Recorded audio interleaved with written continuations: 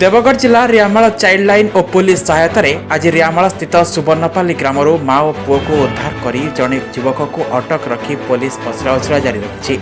उद्धार होता माए होती सुंदरगढ़ जिला सदर थाना अंतर्गत तुरुंगागढ़ राम नायकों स्त्री सूर्य कुमारा। बयस 27 वर्ष होता बेले पुओ सौम्यरंजन कुमारा 6 वर्ष। तेज अटक थी युवक हेले रियामाल ग्रामर दासरथी विश्वाल मझिया पुओ आकाश विश्वाल और बुथुलु। सूर्य को बह कर 4 मास तार पुओ को नहीं फेरार हो पलाई आसाला। आकाश सूर्य घर संसार करने निष्पत्ति नहीं दुई मझे पुओ सौम्यरंजन असुविधा कर मारिदेवा चक्रांत करते। ए विषय कई अजना व्यक्ति child line toll free number 1098 को फोन कर संपूर्ण घटना सूचना देते। सूचना अनुसार रियामाल child line team leader Prashant Kumar Nayak और रियामाल थाना मिलित भाव पहुंची सुवर्णपाली ग्राम में पहुंची से पचराउचरा पर सूर्य और तार पुओ को देवगढ़ जिला शिशु मंगल समिति उपस्थापना करने सहित सुंदरगढ़ स्थित निजस्व घर को नहीं दि जाएगी।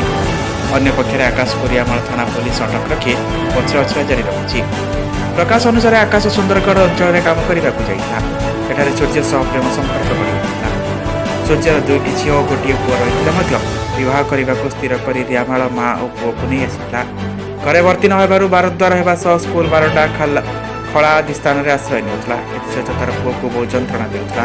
स्थानीय लोक यह देखि चाइल्ड लाइन को सूचना देते जहाद्वारा गोटे निष्पाप छोट छुआर जीवन बदल देवगढ़ जिलार स्वतंत्र प्रतिनिधि नीलेश नायक रिपोर्ट।